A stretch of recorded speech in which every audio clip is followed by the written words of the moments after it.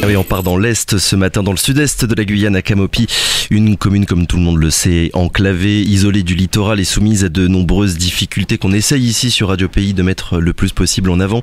L'enclavement des communes de l'intérieur est d'ailleurs un sujet qui réapparaît de façon continue dès que nous parlons de santé, d'éducation, de mobilité et de bien d'autres aspects de la vie quotidienne. Or, pouvoir parler déjà de ce qui se passe à Camopi est un défi en soi, compte tenu de l'éloignement et du fait que les informations qui remontent proviennent majoritairement de l'extérieur de la commune, qu'ils soient journalistes, politiques ou même associatifs. C'est pour cette raison qu'a été créé Wayapuku Capi, le journal de Camopi, pour partager des informations créées par les habitants de Camopi sur les réseaux sociaux, WhatsApp, Instagram, Twitter et Facebook. Pour en parler, Océane Larsonneur est notre invitée ce matin. Bonjour. Bonjour. Et merci d'avoir accepté notre invitation, Océane Larsonneur. Vous faites partie de l'association La Tête dans les Images, l'association qui est à l'origine de ce projet.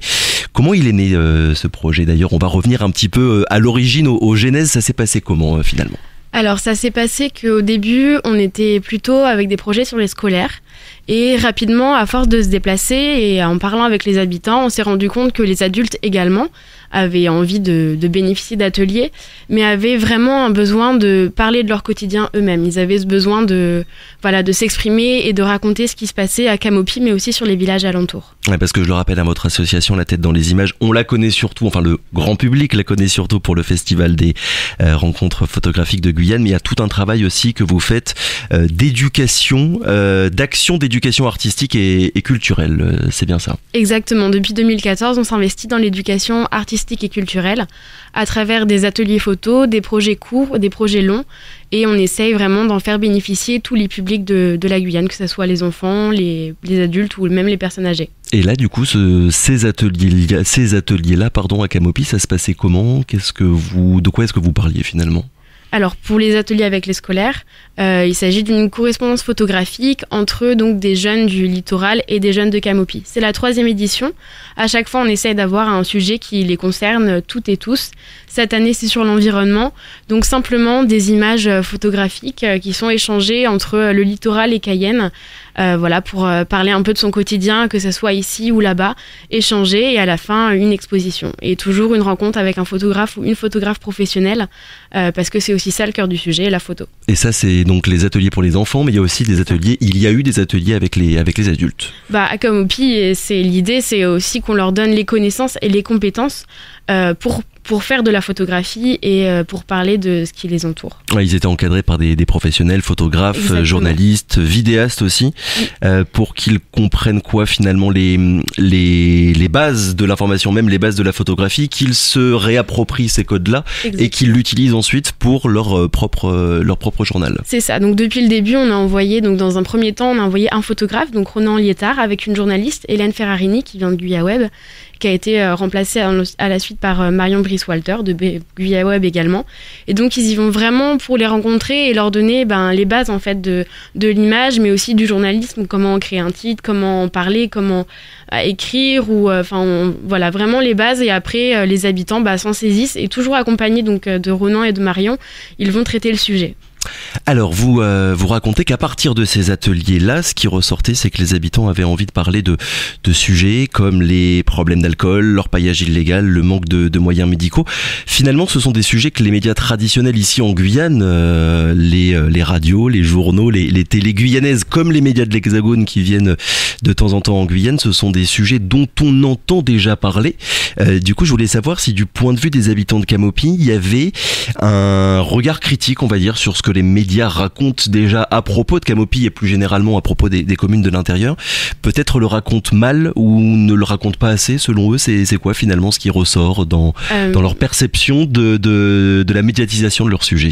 Le raconte mal, non, ils n'ont pas forcément de regard critique, mais l'idée c'est qu'ils veulent se saisir eux-mêmes de l'information parce que ce sont les meilleurs en fait pour en parler, parce que ça les concerne, et c'est vraiment ce besoin d'en parler eux-mêmes, de vraiment délier leur langue et tout ce qu'ils vivent et tout ce qu'ils voient, et de le faire eux-mêmes. Ils n'ont pas de regard critique, mais ils ont vraiment ce besoin que l'information vienne d'eux plutôt que viennent de l'extérieur. Pour se réapproprier finalement Exactement. Ce qu'on entend tout le temps dire à propos de nous. Il ressemble à quoi ce journal pour des personnes qui ne l'auraient jamais vu? Expliquez-nous un petit peu quelle forme il prend, parce que pour l'instant il n'est disponible que sur les réseaux sociaux. Pour l'instant oui, donc pour l'instant il est sur Instagram principalement à travers des posts, des images, des titres. On essaye d'avoir une identité. On a aussi un compte Facebook, Twitter. Et on a développé un groupe WhatsApp, un groupe de diffusion qui regroupe 70 personnes qui permet de parler du journal de Camopi, mais on s'est aussi rendu compte très vite que les gens diffusaient tout ce qui se passait à Camopi, mais aussi dans les villages amérindiens, par exemple, qui s'est passé à Prospérité. Donc c'est un vrai groupe de partage. Et on espère développer le journal aussi avec une version papier, qui devrait arriver 1 ou 2 dans l'année. Et voilà, peut-être voir plus, on a des idées, mais il faut voir comment ça marche, peut-être des podcasts, des vidéos. Donc. J'ai regardé un petit peu depuis ces dernières semaines, il y a pas mal de sujets qui ont été abordés. Il y a eu le carnaval, le recensement, l'inauguration d'un carbet traditionnel ou encore les coupures de réseau. Et vous me disiez tout à l'heure que dès le début des ateliers, les habitants finalement, ils ont émis le souhait de parler de sujets durs et difficiles. On en a un petit peu parlé, un problème d'alcool, orpaillage illégal, le manque de moyens médicaux. Ça, c'est revenu tout de suite avec eux, ce besoin-là d'aller dans le dur finalement et de pas uniquement parler des petites actions qui peuvent se passer tous les jours. Oui, complètement. Moi, la première fois que je suis allée à Camopi, donc pour le journal, donc je savais pas du tout en fait de quoi ils allaient me parler. Je leur parlais peut-être de vos activités et ils m'ont dit non, mais pas du tout en fait. Océane, on va te parler de l'alcool, on va te parler de l'orpaillage, on va te parler des déchets, de la pollution. Ils veulent se faire entendre en fait et ils veulent que ça change. Et là, du coup, ça se passe comment? Qui est derrière le journal de Camopi? J'ai envie de dire, est-ce qu'il y a une équipe de rédaction avec un rédacteur en chef comme dans des médias traditionnels, ou bien ça se structure peu à peu et pour l'instant vous n'avez pas assez de personnes finalement qui écrivent pour le journal? Ça se structure peu à peu, c'est-à-dire que là on n'a fait que 3 ateliers, donc on est vraiment sur un début, on teste, on met en place. Nous avec Ronan, Marion et moi-même, on est vraiment une sorte de comité de suivi. Et les journalistes, en fait, ce sont les habitants qui ont envie de parler. Après, voilà, ils sont aussi beaucoup pris par le travail, les abattis, la famille. Donc, c'est vraiment en allant à leur rencontre qui veut parler, qui veut dire quoi, quel sujet. Et donc, pour l'instant, ça se met en place, mais il y a du potentiel. Avec l'objectif de pérenniser ensuite l'organisation, on va dire, du journal, d'avoir peut-être une ou plusieurs personnes qui ne feraient que ça à temps plein? Exactement. L'idée principale, c'était d'ouvrir un poste. Peut-être au début un service civique, une stagiaire, mais d'avoir quelqu'un sur place qui puisse prendre le projet en main et toujours avec nous, mais le porter aussi à Camopi même. Pour faire en sorte finalement que le journal peu à peu devienne autonome à 100% et que votre association s'efface entre guillemets de ce que eux racontent? Alors s'effacer complètement, je sais pas, parce qu'il y a toujours les problèmes de financement, que nous on est aussi là pour faire ça, mais oui, qu'ils deviennent autonomes, ouais, exactement. Ça coûte cher un projet comme ça justement à mettre en place, du début avec les ateliers jusqu'à la fin aujourd'hui avec le journal? Cher, je sais pas, mais il y a quand même une recherche de financement parce qu'il y a les déplacements, il faut y aller, on peut pas faire ça à distance. Il y a les intervenants, Ronan, Marion, il y a tout le fonctionnement, le matériel. Le matériel aussi, évidemment, ouais. Ça veut dire quoi, Wayapuku Kapi d'ailleurs, Océane Larsonneur? Wayapuku, c'est Oyapok et Kapi, c'est Camopi. Et le retour des habitants, justement, de Camopi depuis que le journal existe, ils en pensent quoi? Comment est-ce que c'est pris par eux? C'est plutôt bienvenu.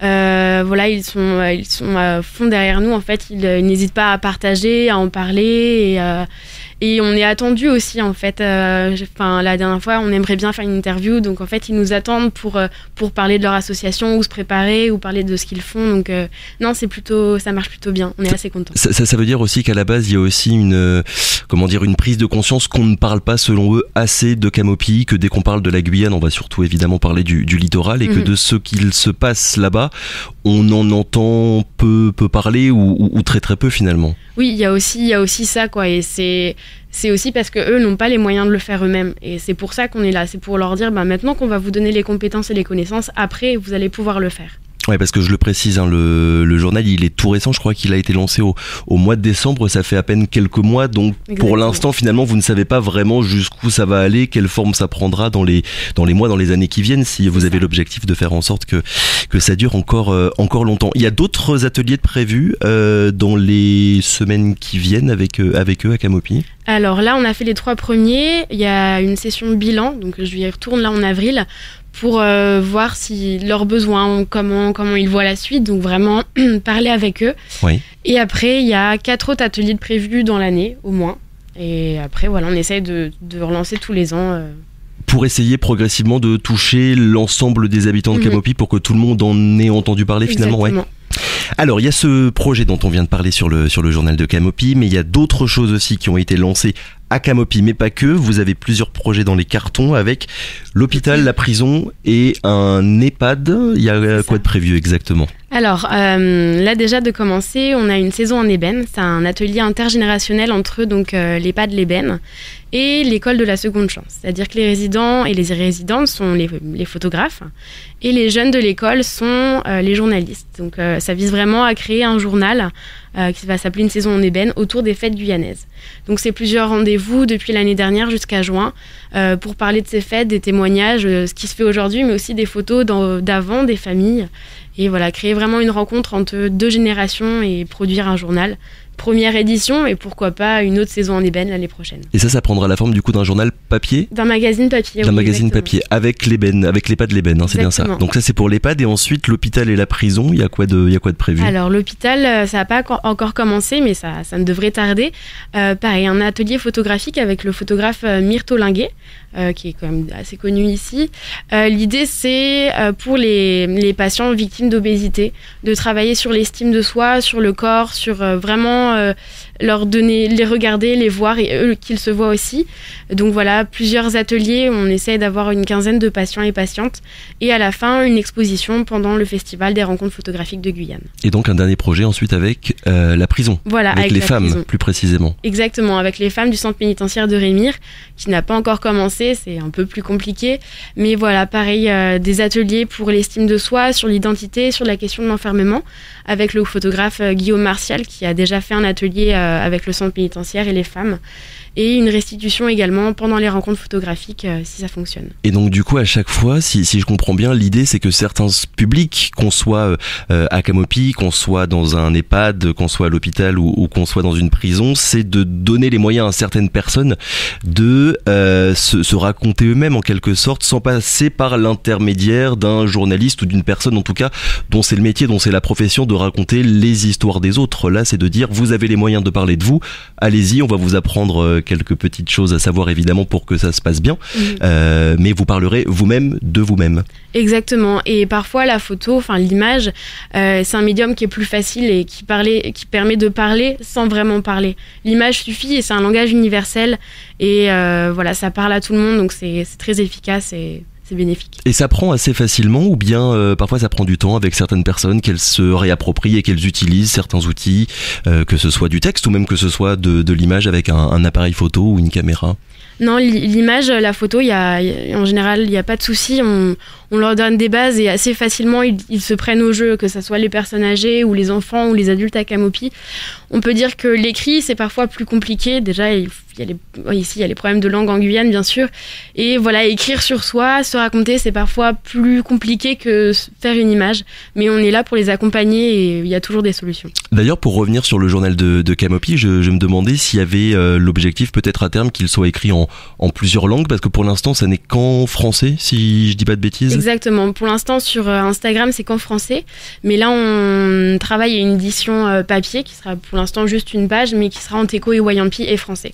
Dernière question, Océane Larsonneur, s'il y a des personnes qui vous entendent, qui ont envie de suivre un petit peu tout ça, ça se passe où? Comment est-ce qu'on vous retrouve? Quel compte à suivre? Sur quels réseaux sociaux? Alors déjà, on a le site internet de La Tête dans les images, mais également des rencontres photographiques de Guyane. On a les réseaux sociaux, l'Instagram, le Facebook et nos contacts, les contacts de l'association sont partout. Allez y faire un tour, ça s'appelle Wayapuku Kapi, le journal de Camopi lancé du coup depuis le mois de décembre avec l'association La Tête dans les images. Merci beaucoup Océane Larsonneur d'avoir été avec nous ce matin. Merci pour l'invitation. Et bonne journée à vous. Radio Pays.